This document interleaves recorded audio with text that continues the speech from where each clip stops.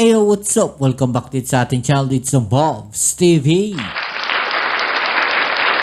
Alright, so tayo nagbabalik ulit mga kababayan at ngayon yung pag-uusapan natin itong panibagong ginagawang pag-iikot po ng China. Pero this time mga kababayan, sila po ay pumasok sa teritoryo ng Pilipinas diyan po sa may banda ng Batanes mga kababayan. At umaksyon na nga po kaagad dyan ang ating Philippine Coast Guard. Okay, so ano sa palagay ninyo na naman? Ang ginagawa na itong Chinese vessel na to dyan po sa Batanes.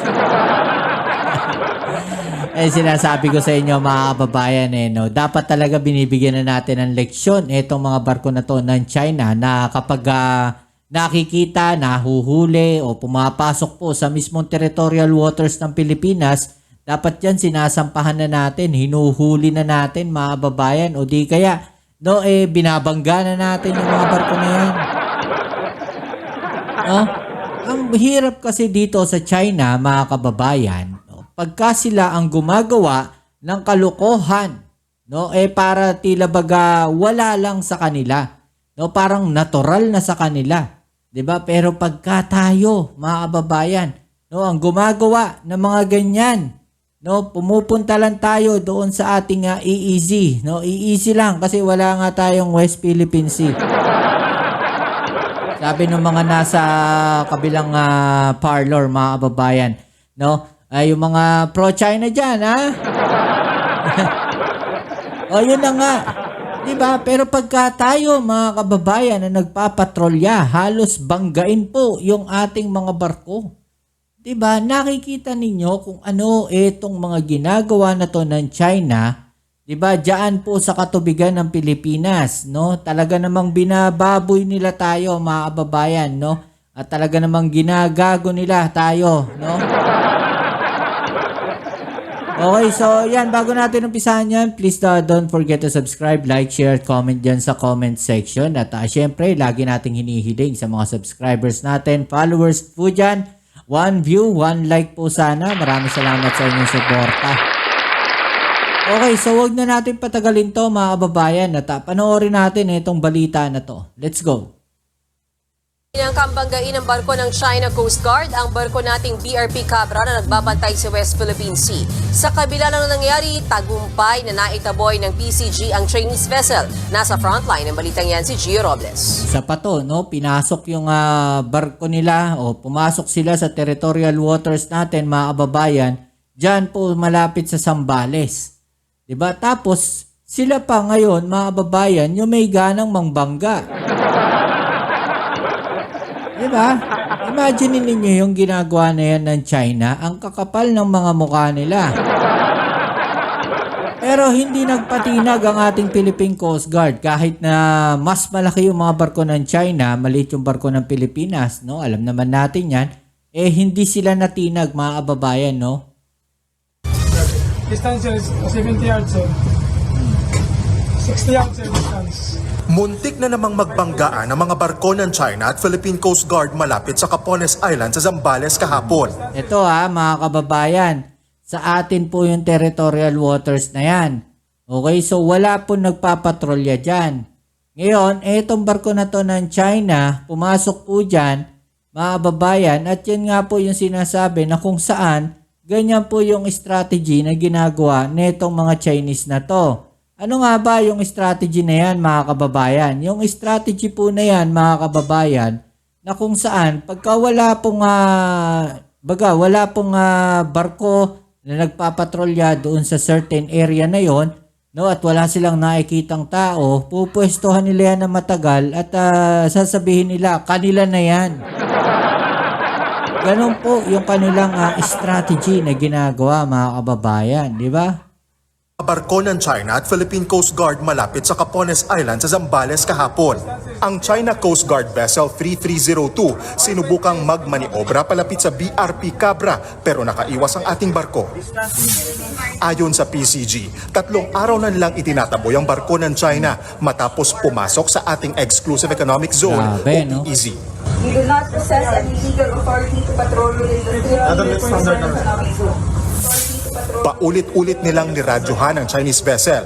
you are directed to cease and desist from conducting illegal maritime patrols. Pero sinasagot din sila ng radio challenge ng mga Chinese. Wala, ano lang yan. Baga, parang nananakot lang yung barko na yan. At syempre, para hindi sila mapahiya, sasagot din sila. Ganun lang naman yung ginagawa ng mga barko na yan ng China eh. Pero ang pinaka-the best talaga dyan, mga kababayan, sampahan natin yung mga barko na yan. Kahit maliit yung barko natin, di ba? Sampahan na natin yung mga barko na yan ng China. Di ba? Kahit pa sabihin natin ganyan yung mga ginagawa nila, at least nabibigyan natin sila ng leksyon. Kung hindi man, iraming natin, banggain natin yung mga barko na yan ng China. Di ba? Paulit-ulit ding nagsagawa ng dangerous maneuver ang Chinese vessel at halos dumikit pa sa gilid ng BRP Cabra. Kaya ilang binangga beses niya. din muntik magbanggaan ang dalawang barko. Mas maliit ang barko ng PCG kumpara sa Chinese vessel. Pero ayon sa ating Coast Guard, hindi sila pwedeng magpatinag, lalo't illegal ang ginagawa ng China. Yun The dapat. Philippines is not allowing China to normalize this kind of illegal patrol that they're conducting off the coast of Zambales. Yan, no? The Philippines is not allowing China to normalize this kind of illegal patrol that they're conducting off the coast of Zambales. Diba? Yan yung sinasabi natin, mga kababayan. Nagiging normal na sa kanila yung kanilang mga ginagawa kahit mga abnormal sila. Diba? Hindi pa rin umaalis ang barko ng China sa loob ng ating EEZ, pero lumayo na ito at huling namataan sa layong 98 nautical miles mula sa Palawig, Zambales. Kaya patuloy pa rin itong binubuntutan ng BRP Cabra at oras-oras na niraradyohan. Dapat itaboy ng itaboy, ilayo ng ilayo. Ay, yung sinasabi natin dito, mga kababayan, na dapat yung pagpapatrolya natin andun sa boundary, no, nandun sa limit, no, ng ating EEZ. Kasi pagka nandito lang tayo sa loob, papasukin at papasukin tayo niyan eh. Kung nandun tayo sa boundary, mga kababayan nagpapatrolya, no, hindi basta makakapasok yung mga yan. Nagkakaroon tayo ng loose ends kasi. Bukod sa China Coast Guard, isa na namang research vessel ng China ang naispatan din sa loob ng ating EEZ sa may Itbayat, Batanes. Miyerkules nang dumating ang Chinese vessel na Zhongshan Dushi galing sa Guangdong Province. Ilang araw lang yan matapos i-anunsyo ni US Defense Secretary Pete Hegseth na plano ng Pilipinas at Amerika na magsagawa ng joint military exercise sa may Batanes. It showed that it is conducting a marine scientific.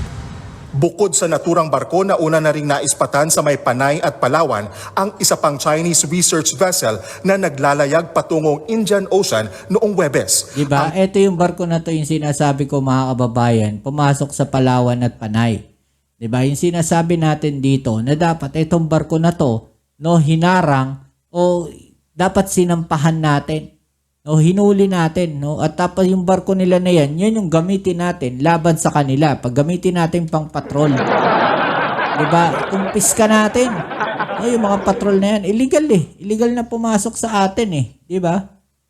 Ang PCG naman ayaw pakampante, kaya magpapadala pa rin sila ng eroplano at barko para itaboy ang Chinese research vessel sa Batanes. Nagbabalita mula sa Yan, mga kababayan, nag-i-scan yan siguro, no, ng mga submarine dyan sa area na yan, di ba? Ito yung karugtong na balita niya, mga kababayan, o kaugnay na balita niyan, mga kababayan.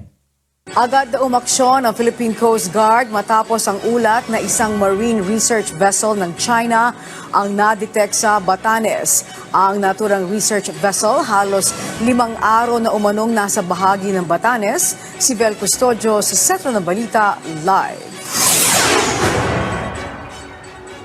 Angelique, patungo ng ilang mga opisyal ng Philippine Coast Guard sa Batanes matapos ma-detect ang isang Chinese marine research vessel sa nasabing lalawigan.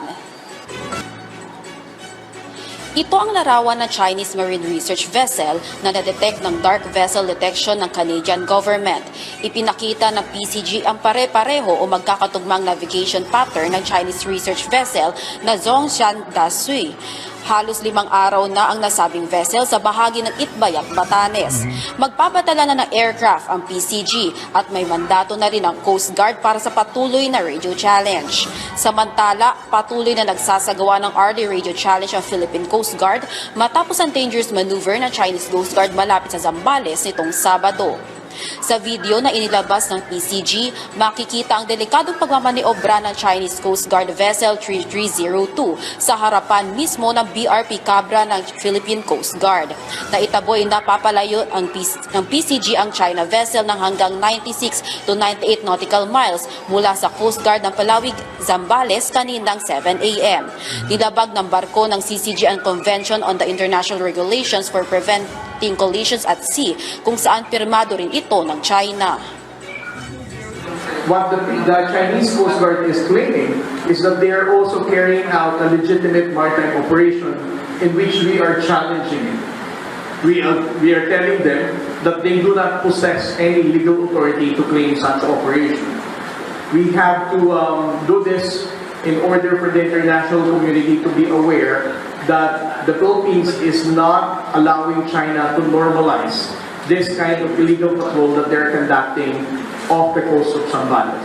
And for us to prove that, we need to challenge them through radio and also to publicize such unlawful activity of the People's Republic of China. Alam nyo yan mga kababayan, sinasagad na talaga tayo ng China no, sa kanilang mga ginagawa na yan. No, sinasagad nila yung limits nila hanggang tinutulak na tayo ng China.